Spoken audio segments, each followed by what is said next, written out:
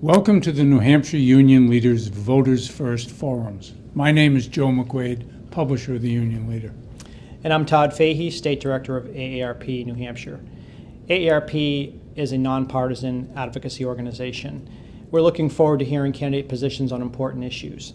This year, we're focused on Social Security and what candidates will do to ensure that this program remains strong and available for future generations. If you're watching this live on YouTube, feel free to submit a question. And now, let's hear from a candidate.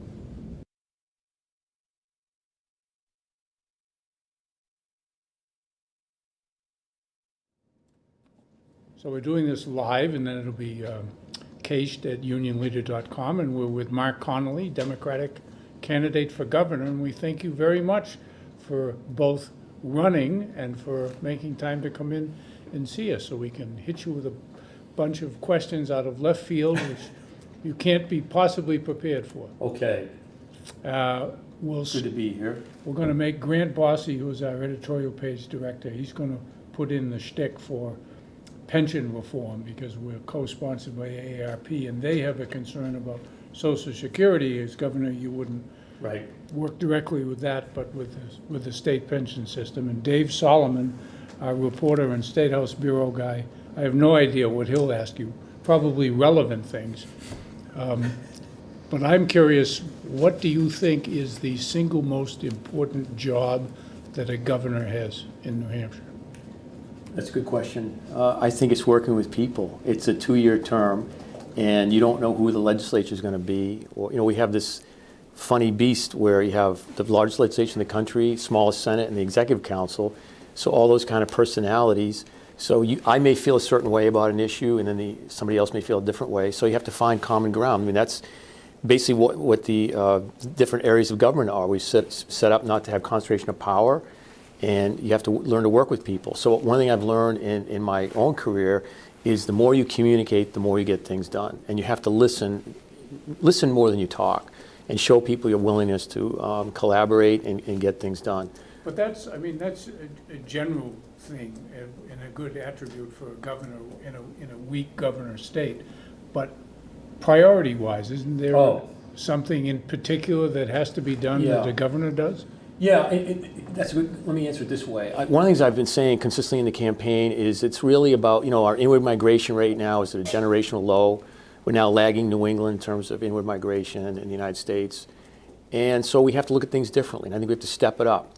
And that means meeting the challenge of the 21st century economy. So, for example, when I started my campaign, I did the mill yard because I wanted to say, this sat vacant for decades, and now look at what's going on. So we're close to the Boston market. We have a lot of good things going on in the state, but in terms of how we do education, transportation, energy, even state government, we have to really step it up and start doing things a little bit differently than we have in the past because energy costs, relatively speaking, housing costs, all that days have gone by. And so it's an expensive place to live. So I think it's all about how we approach the economy in terms of economic development, keeping taxes down, encouraging companies to come in here, but really having an educated workforce is the number one thing we need to do. Mr. Bossy? Well, thank you for joining us. I will ask about pensions. The unfunded liability in the New Hampshire retirement system is currently about $4.5 billion. So what? I don't think there's any easy, simple solutions. I will tell you that this is, like a lot of problems we're dealing with, a long time coming. At one time we had a well-funded plan. Changes were made actuarially back in the 90s. Then we went through the, 2 big stock market downturns, first decade of the century. The legislature adopted some policies to change it, and the funding mechanism is going up. It's still low. It's, I think, the 4th or 5th most unfunded plan in the United States. But when I've looked at the plans, and I'm not claiming an actuary, but when I looked at where it's going in terms of prognostications of the returns, it looks like it's going to be about 80 to 85% funded by 2030. So I think we've had good returns in the last 3 to 5 and 10 year. 3, 5, and 7 year returns have been above market, for example, and above I think the assumed rate now is 7.25, maybe 7.5. So of course, if we get into a period where we have severe economic downturn, severe stock market downturn, we may have to look at what we have to do to it. But right now, I think we have a pathway to success in getting the actual values up, the unfunded liability improved. One of those changes that the legislature made and Governor Lynch pushed for was phasing out the local subsidy So when they hire a firefighter or a teacher, the state would kick in 35% of that pension obligation. That's gone away, and now local taxpayers pay for the firefighter or the teacher. Some local official subsidy off the books. Well, let me look at it this way. I mean, we definitely have downsized monies to the towns and cities, and this has been one of the biggest ones. And it happened, obviously, during the Great Recession. I think it went from 35, it went down to maybe 30, and then to 0. So now the way I look at it is this. Our economy is coming back. We have $100 million, in terms of monies that we didn't budget for, in terms of what we try to predict what it would be. I think we're going to see an improving economy the next couple of years in our state. And I think the question is, these monies that come in, we need to put some in the rainy day fund, which we're doing. But some of it has to go to the local towns and cities because we basically took the monies away from them. I think the downshift was probably around $200 million when you look at it, besides just the pension monies that were taken out of the cities and towns. So I would work to restore that, but I can't promise, it'd be 35%. But it'd have to be, I think the state should be not having the town cities assume all the pension obligation, because they brought the town cities in at one time to help diversify the pool, and then basically, and when we had this downturn, they took it away from them. So I think we have to do a better job in terms of getting monies back to the cities and towns, and this to be one of them. Your campaign is based in large part on your tenure as Commissioner of the Securities Bureau. Why did it take so long for state regulators in your bureau and in other branches of state government to catch on to what FRM was doing? Well, FRM was not a securities issue. The Federal Bankruptcy Court has ruled on that. It really was a criminal fraud, which uniquely was under the Attorney General's office. So the question really is, you had all these complaints going up. They should have been. Now we know factually that almost 70 violations of federal and state law took place that was overseen by the banking department. We had 2 what they call show cause orders to shut FRM, Financial Resource Mortgage Company, down. That didn't happen. So that wasn't involved in terms of the Securities Bureau. I mean, what I did was when the banking commissioner tried to say his agency wasn't responsible for it, and basically tried to say it was securities, and sent a lot of the victims over our office, I said, you know what, we'll work with these people. Let's get the record. So my tenure was to basically do as much as I can to be open and transparent. If we made a mistake, I'd put it out there. Whenever we did an investigation of any firm, when the investigation ended, we would put the documents out for people to see it. The laws were sufficient in terms of how records could be held from people, which is what in fact the case was, and why I had a subpoena for information. But the lesson here is, why did it happen? I don't think the regulators did their job sufficiently. And then after the fact, what could we be doing to improve the laws to make sure this thing doesn't happen again?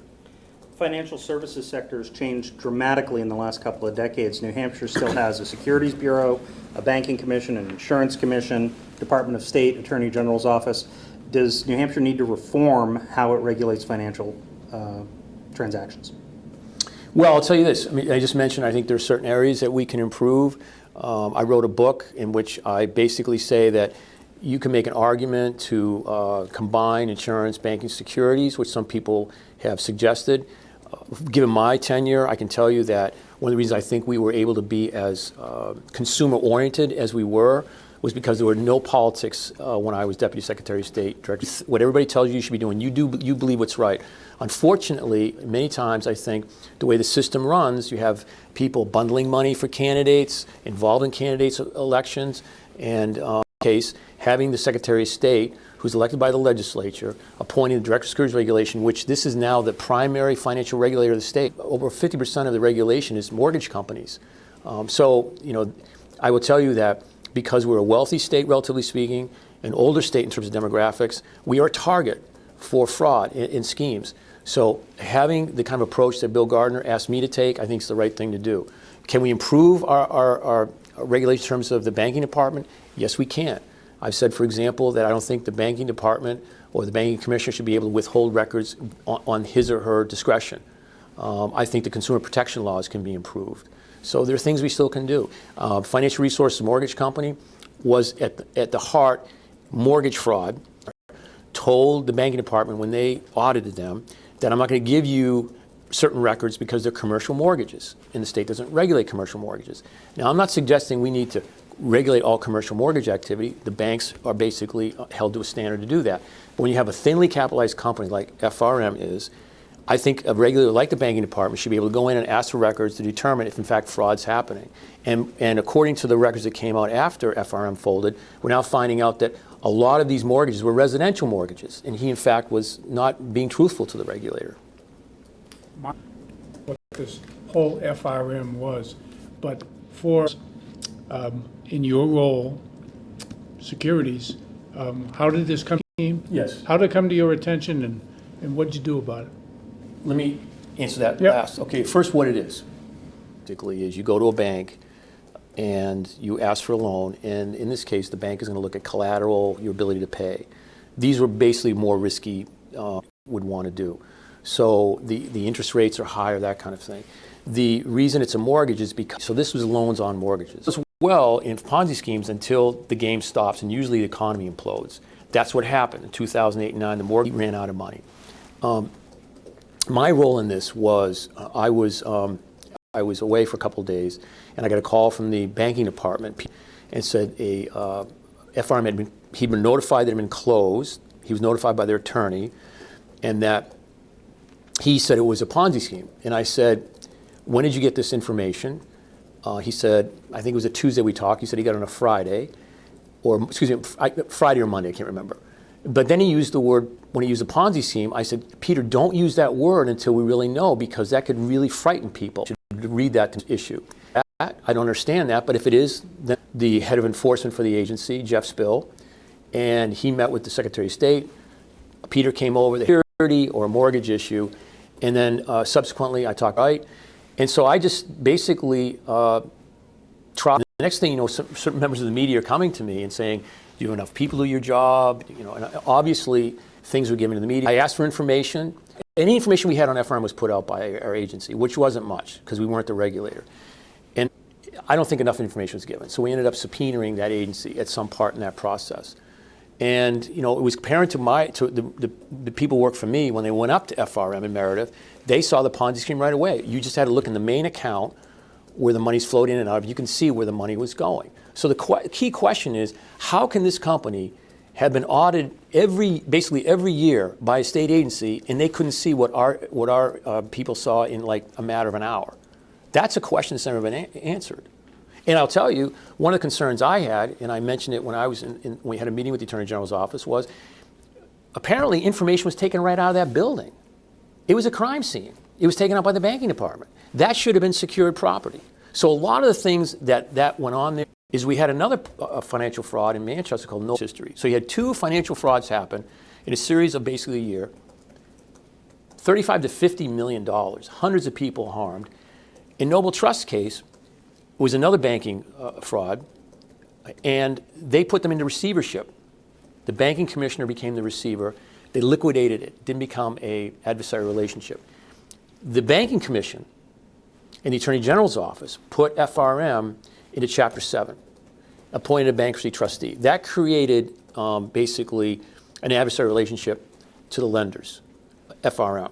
So many people lost their money, and then basically the bankruptcy. Look, another question never answered here: why did you put one into receivership, state receivership, and one into federal bankruptcy?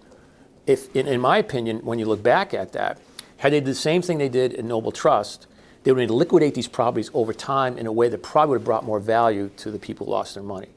So, you know, that, in my opinion, FRM wasn't handled correctly up front, in the sense that we really today don't know why regulators saw this information but didn't do anything about it. The second part of it is why, when we got into looking at what happened here, we didn't really get all the information. I think it's come out subsequent to that. And three, I think, from my viewpoint, we haven't really addressed the fundamental problem what laws need to be changed. I think that we should look at appointing one. I do. I mean, I don't know the exact number, but I think it's a handful of. And when I look at this case, I think that oftentimes the Attorney General government, I think the Attorney General, having an elected Attorney General puts that person close to having an elected Attorney General just by virtue of the fact who's gone in and out.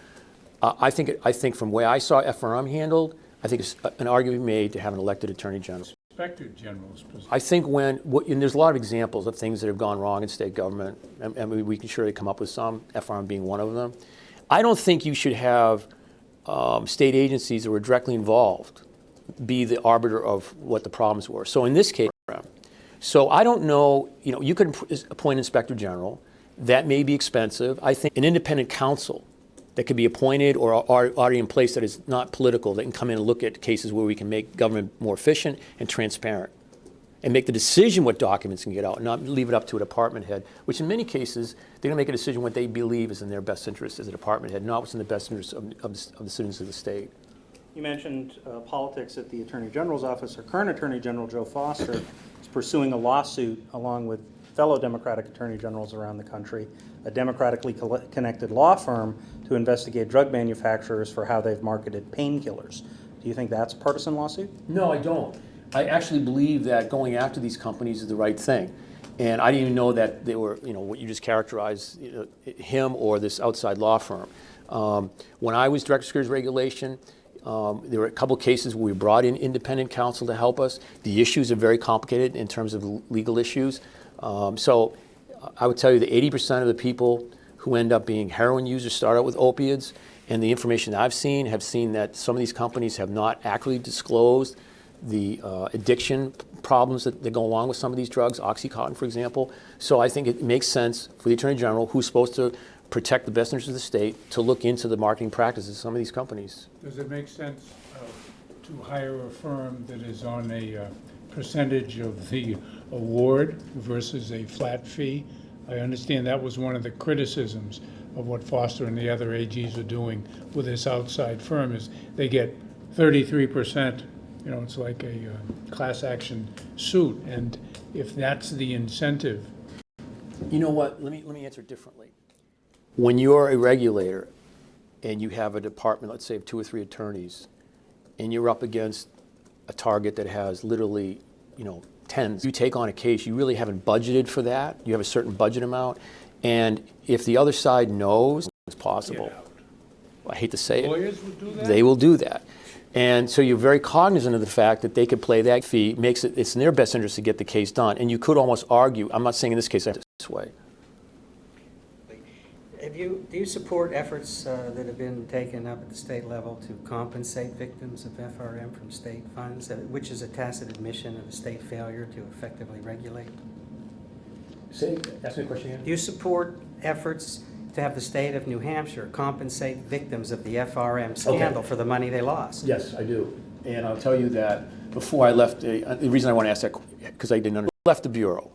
I was on a board called North, and I was actually, part of my tenure was, we looked at these kind of issues. Brought in a lot of money for the state, Ameriprise, alone was probably $10 to $12 million. The objective is always to get the money back to people, but there always usually a fine attached to that, and those monies will go right to the general treasury. So my argument was, and I looked at other states, if the state had no place in being part of the fraud, why should they give the money back to the people who've lost it, and then some of the fine money goes to the state? Shouldn't a portion of that go to people who've actually lost their money? Had nothing to do with FRM. It had a victims restitution fund. So I was involved when I left to work with Senator Lou D'Alessandro to move the bill to do that. And it had to be, criminal fraud, adjudicated fraud, and it's not going to take all the money. It'd be like 20 cents on the dollar that would go into a victims fund. And when you look at it, just what's right, I think I would say to conservatives, should the government get this money?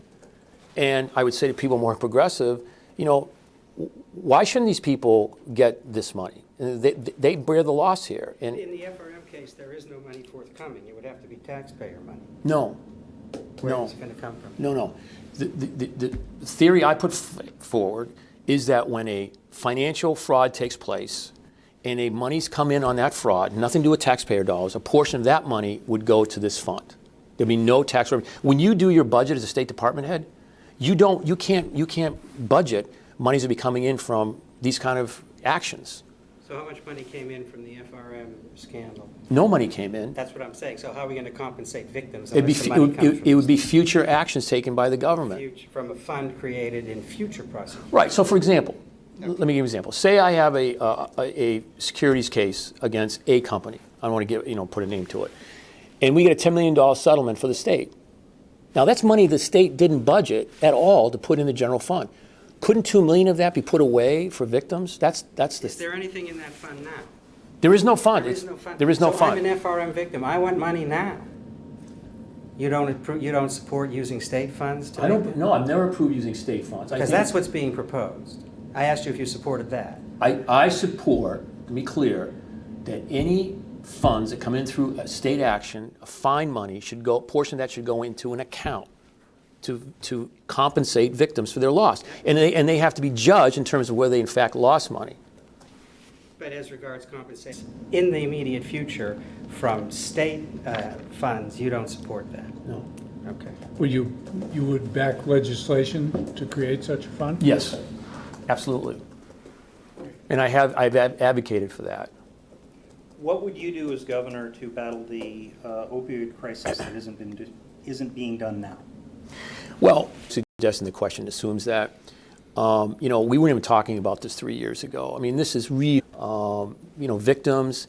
And I think it's really looking at this in terms of supply and demand, right? We've got to bring the supply and demand down. So it's the best thing we can do is communities to not only do prevention, right, in terms of education, drug courts, all that stuff, treatment, Narcan, getting people. What I'm learning is oftentimes people are overdosing, they get shot in Narcan, they go to the hospital, and then they're out. And to make sure the funds are doing what they should be doing. So what I proposed is that, and I put out a proposal a week ago, the so-called drug czar and the head of emergency management, they should be meeting weekly, and they should have a long-term, medium-term, and short-term plan to make sure the resources are going exactly where they should be, and we should be measuring results, both on supply and demand. And I think we need to break down the barriers wherever they exist and get the funds where they're most needed. So I propose, for example, to increase the tobacco tax by 10, the so-called 5, which we don't take, we don't fund. A portion of that should go into it. Shouldn't be just moving money around in state government. This is a real problem. I think we as Republicans, Democrats, Independents can agree this needs to be addressed. Are you saying you'll commit to the full 5% from the... The amount of money it needs to be, and I think it could be 20 to 25 million. And I think that if you do a dime increase in the tobacco tax, that's around 15 to 17 million by my calculation. So how much more of that should go into the opioid crisis, that can be debatable. But some of it also should go into addiction treatment in general, which is alcohol. But would you, as governor, enforce at least taking the full 5% for alcohol and drug addiction, Oh, yes. which has never been done? Yes, I would advocate for that. The budget that was passed last summer, and eventually the budget that was overridden, the veto that was overridden, increased that substance abuse by about 75%. Would you have vetoed that budget if you had been governor? Vetoed the budget? Yes. I think it was more than that. It was a question of other issues that came up. I can't say for certain if I would veto it. It was that there became some negotiated results that happened over like 90 days. But I don't think in the case of looking at the opioid problem, this is a problem that you don't address in a week or a month or 2 months. I hear all the dialogue between people, but when I read in the reports, I understand why she vetoed it. But all I can talk about is what I'm going to do if I'm elected governor. Has endorsed in a Democratic primary. They usually wait till the general election and then endorse the Democrat. Were you hoping? Endorsement. I didn't. In this case, I think, I'm not looking in terms of my own candidacy. I think it's best not to endorse when all three candidates have the same position. And what I can do is go out and tell my story, what I believe in, and so they endorsed. I live On abortion. I'm full support of women's right to choose. Scissors piercing the skull of a baby about to be born. Joe, I don't, let me say it this way. I believe that a woman's health care is between herself, her family, and her doctor. I don't think the government should be involved. So a doctor can be piercing the skull of a baby at term, and it's a decision for the mother and not the state. I believe that when so-called... Yes or no will do. So what, okay, let me ask the question again so I give you the answer. Partial birth abortion. Okay, so I changed it to Okay. what it is, an unborn baby, just that. I believe in a woman's right to choose. That's my answer. Yep. So, Mark, when I'd like to understand that you ever were a Republican in your past life, if I'm not mistaken. Did you have all of these positions on any number of issues, Well, taxes and so forth? Choice, back when I was a state representative. LGBT rights weren't on the table back in the 70s. There were a lot of progressive voices, which may counter that. I believe what the editorial position of you guys, which I respect. But I don't think I've changed. I think the Republican Party has changed. So-called moderates. So when I look back to the 1970s, and I look who was in the legislature, there were people who were more progressive than me. There were people more conservative than me. But I was against the income tax and the sales tax in the 70s when I was in the legislature. I still am. I don't believe it's the right course for our state.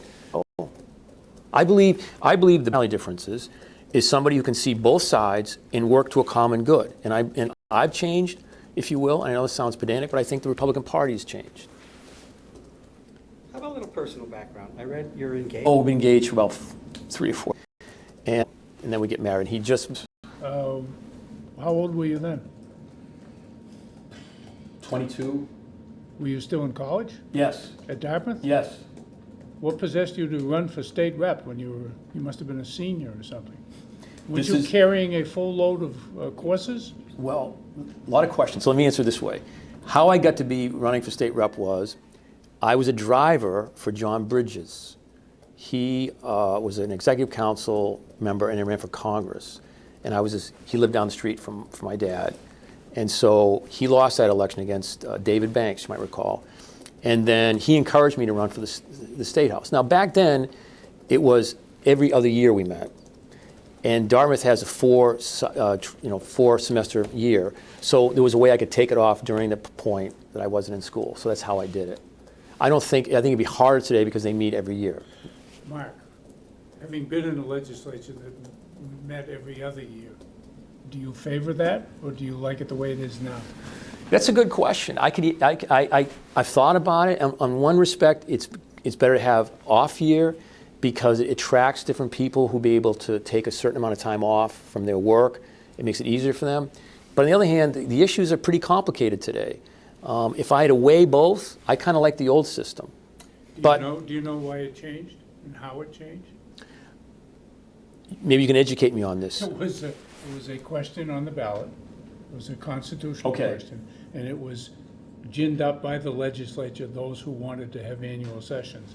And they asked it in such a way that it was completely deceptive. It sounded like you were voting for fewer days that you had to pay mileage for legislators. A lot of people said yes.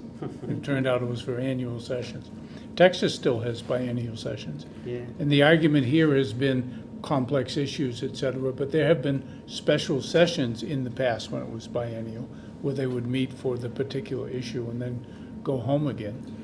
Yeah, it's funny. I don't want to look like I could see both ways. I'm sure if you're governor, you might prefer having him come back once every 2 years than every year. Yeah.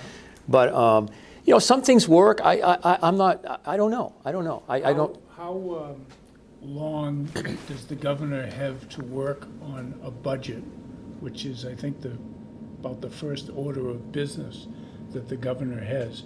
And how you are governor? Do you have a percentage model in mind that it would increase, decrease, et cetera? And you're not in favor of a broad-based tax. You've mentioned several things which seem going to cost money. How are you going to do that? How are you going to put a budget together, and what's it going to consist of? Okay. You got 2 minutes, Mark. Okay. First of all, let me say this. I serve on 2 transition teams, one for Judd Gregg and one for John Lynch, and help them put their budgets together. It's the most important thing you do as governor. It starts basically the day you get elected. And you have to put that budget in front of the legislature in pretty rapid order. And you present, I believe in February, you get sworn in January. That document really is a blueprint of what we need to do as a state. So I will say this. Should we look at our existing revenue sources and make them more efficient to pay for some of these programs we're talking about? Yes. Do I believe we should have brand new taxes? No. Business profits tax. What's the definition of reasonable compensation? That's been bandied around for a while. One of my opponents thinks we should increase go back to the increased rates that this past legislature went down in. I think we should see how this thing plays out. We shouldn't be going back and forth. It doesn't show stability in terms of our tax system. I think if we have, for example, an opiate problem, one of my opponents has said that money should go for kindergarten. I say that money should go for a health issue, which is the opiate problem. And I think that's an area that I could consume increasing taxes, and I mentioned a dime. The things we're talking about really are not just trying to bring money in, it's what they're going to be used for. And I think that if you look in the last year in particular, the wage growths are going up, businesses are moving in. We just had a business announced yesterday, 400 jobs in Londonderry moving in. Well, 300 of them have been in Meredith for the past several years. I didn't know that. In your paper, I thought it said 400 new jobs. I must have misread it. But still. You know, some headline writer might have done Some that. headline writer. But the story noted that it's EFI, and they've been up in Meredith. Yeah. They're a high-tech company, and there will be new jobs as a result. On the business profits tax and compensation, and you said one of your opponents was for reducing it or going back. What's your understanding of what it is now? And are you talking BPT of the two? Well, the BPT would be reasonable compensation, and the BET is the part where you pay the greater or of the two. I could see us looking at enterprise zones. I'm not for just. I think when we look at the business profits tax, it really hasn't been looked at holistically in quite a while. What are the deductions? What are the credits? Who should be paying it? If you go on the Department of Revenue Administration's website, and I challenge, do it, you'll see they estimate the number of businesses in our state. Right. We don't really know. I think part of it's our computer systems are not as up to snuff as they should be. But if we can't identify the number of businesses in our state, we certainly don't know the businesses that should be paying this tax. But certainly modernizing the business profits tax and the business enterprise tax should be a big part of what we've been looking at in terms of revenues, because it's almost 30% of the general fund. So I don't think just looking at the rates is the issue. It's who should be paying it and who's not paying it should also be part of the dialogue. That's what you mean by modernizing it? Yes. You should be paying, not paying, deductions, credits, the like. Well, there's one problem that's been around since there were only legislative sessions every other year, which is educational funding. We seem to be unable to create a situation where the state legislature develops a way to provide educational funding to the cities and towns of the state that the cities and towns are satisfied with, because they're constantly under lawsuit. How would you resolve that matter once and for all and come up with an educational funding strategy that is sustainable and free from constant law challenge? Good luck with that. Good luck with that. Okay, let me go back to one of the questions Joe mentioned. The economy is increasing. If you go back and look where we were before the recession, we're probably about 150 thereabouts of inflation-adjusted dollars lower where we should be. So I think we're going to see increasing revenues come into the state. The question is, what do we do with the profits tax or meal tax? Some of that goes into the education trust fund. That's like $970 million a year, if my math involved the education funding formula. Years ago, there was a formula, I think called the Augenblick formula, never got implemented. This formula under now is called a stability and cap system. And basically what it results in is a politically derived formula, like most of them are. But what it does is underfunds, in many cases, the schools that are growing. The city of Dover sued the state. And I think the Attorney General's office has taken the position they're not going to defend it. So we're going to have to come up with a new formula. Now, I think what we need to do is look at how if we have this statewide property tax as part of the formula, adequacy, what the definition of that is, getting money for disabled kids, that's part of it, hot meals in the schools. Is that a part of we measure economic development? English as a second language, is that part of the economic development component? So and get it to target to the cities and towns that are in most need of these monies. And I think that could be a constitutional amendment to do that. And the legislature and the Governor Lynch, tried to do that years ago. They didn't make much headway there. And I think we've been waiting for this ticking time bomb that finally went off through the city of Dover, which has sued the state, and now we're going to have to come up with a new formula. And I think this is going to be very much in front of us in the next year or two. So you favor a constitutional amendment to allow targeting of state aid based on local need? Yes. As John Lynch? Yes. Okay. Right. Governor Lynch supported the amendment. He didn't do a whole lot to get House and Senate Democrats to go along with it. Would you, as governor, lobby and twist some arms to get Democrats to join with Republicans to put an amendment on the ballot? I would, but again, we have to decide if it's going to have to be a constitutional amendment. Some people have argued to me they don't think it is. I think it probably has to be. But my position would be you're not going to remove the courts. The courts still have to play a role in that. you can't remove the courts. And I think that became, at that time, part of the dialogue politically. So if the Attorney General of the state does not enforce or defend the laws of the state, do you have a problem with that? Because that's what happened in the Dover case. On it. Well, their reasoning wasn't, Joe Foster's reasoning was that he didn't buy the law? Yeah, the new formula that Even though, as the a governor state signed, senator, actually. didn't he vote for He the did. law? He did. The Attorney General voted for the law, which Dover then took to court. And as Attorney General, he said, I'm not going to enforce that law. I'm not going to contest it. Well, I don't talk to Joe Foster. I don't know his reason why he voted for it and why he's not taking the case forward. I would tell you, similar to what we talked about contingency cases, you don't want to put a lot of resources into a case if you think you're going to lose. Is that argue for or against having an elected Attorney General, or does it matter? I wouldn't look at it in that case. This is my position on elected Attorney General comes up from my observations when I was there, and not because of this case. The revenue from the rooms and meals tax, one of the state's most robust sources of revenues distributed, the share of cities and towns is distributed on the basis of population. Right. The larger cities and towns getting the most. Do you feel that the Lakes region and the Seacoast towns that generate most of the money should get a share disproportionate to their population? That's what you told the Portsmouth Herald recently. I do. Why is that? Well, Go because factually, when you have the kind of revenues coming in through rooms and meals, there's a cost that goes along with that in terms of the cities and towns that have this kind of business. Now, I don't know what the formula is, but certainly doing it just on population is not fair to many places in our state. So I think having a formula that also is weighted to the fact that some of these communities have increased costs because of the fact of having this kind of business activity makes sense. Who are you supporting for president? Hillary Clinton. Is she trustworthy? Yes. A lot quicker than some. Well, look, when the presidential election was happening, I didn't endorse anyone because when you're running for governor, you don't want to get involved with, you're talking about why you're running for governor, right? So we now have a nominee for the Democratic Party. When I look at Donald Trump, he does not stand for what I believe in. And Hillary Clinton, country.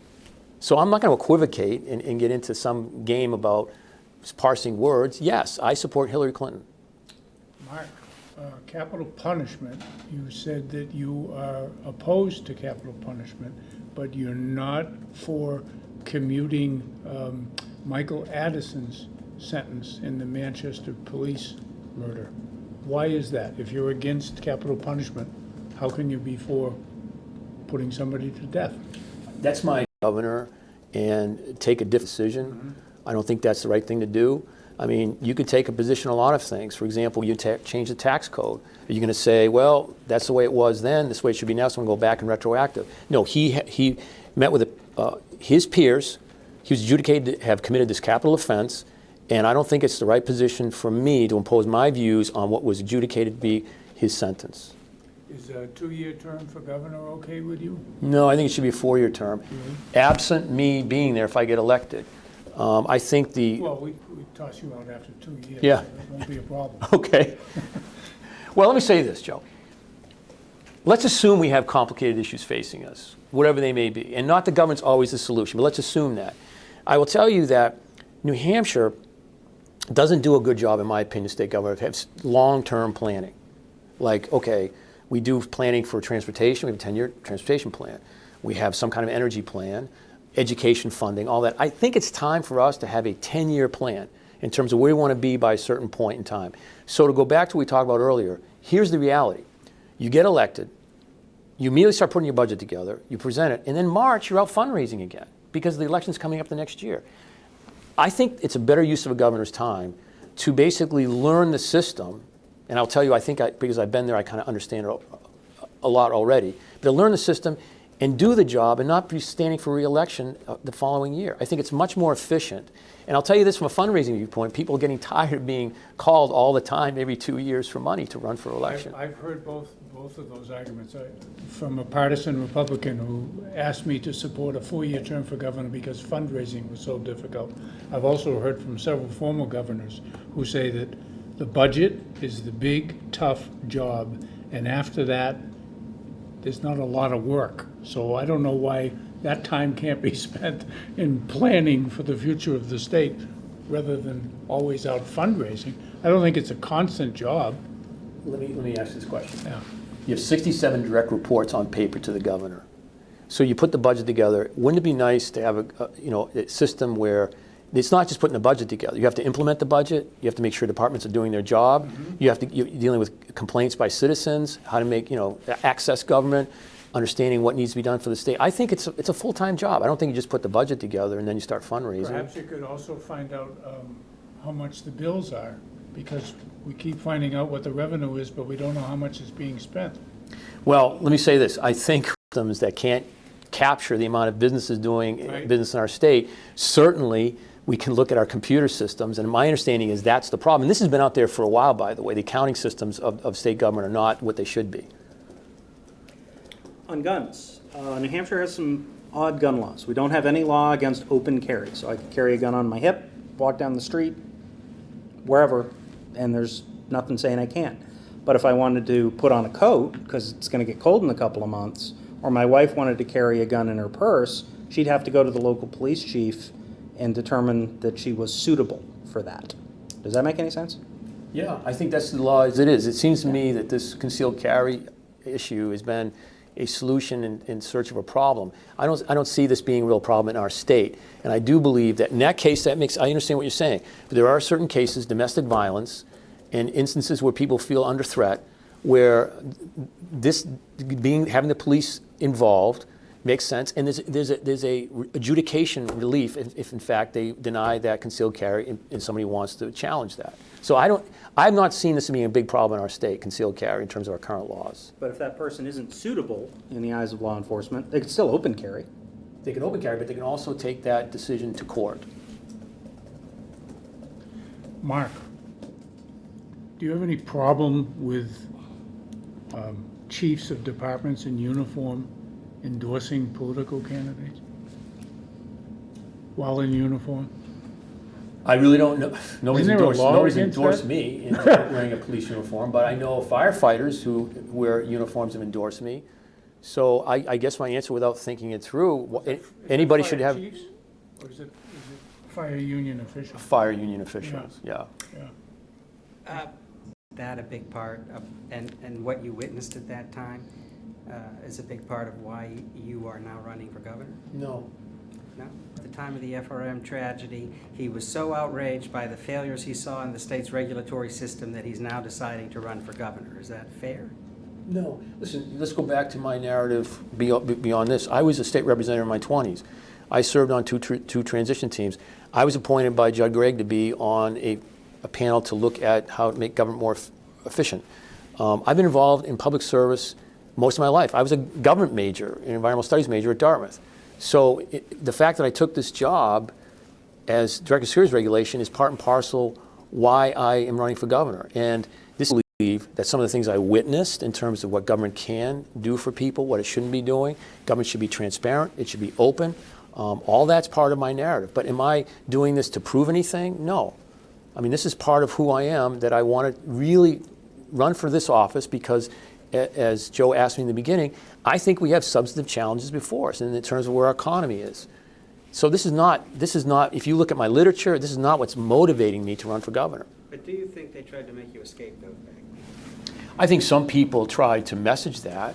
They is a relative term. I think the banking commissioner at that time was making pronouncements that weren't true, and I told him that. I told that to certain people. But do I believe the system is trying to make me a scapegoat? No, I've never said that.